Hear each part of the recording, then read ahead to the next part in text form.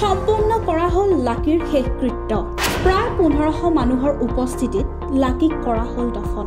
আপুনি ভাবিব পাৰে লাকি এজনী যুৱতী বুলি, কিন্তু লাকি কোনো যুৱতী নহয়, প্ৰকৃততে এখন বাহনহে। গুজৰাটৰ এটা পৰিয়ালে সম্পন্ন কৰিলে লাকি নামৰ বাহন এখনৰ শেষকৃত্য।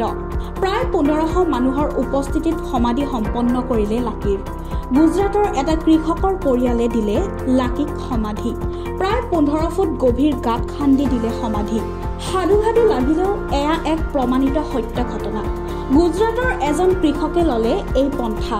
12 বছৰ পুৰণি মৰমৰ গাড়ীখন বিক্ৰী কৰাৰ মন নাছিল সঞ্জয় পালৰ নামৰ কৃষকগৰাকীৰ। বাহনখন নিষ্ক্ৰিয়ভাৱে পেলাই থোৱাৰো মন নাছিল। গাঁৱৰ দৰিদ্ৰ কৃষক পৰিয়ালটোৰ বিশ্বাস, এই গাড়ীখনে সলনি কৰিলে কৃষক পৰিয়ালটোৰ ভাগ্য। News desk report, Guwahati times.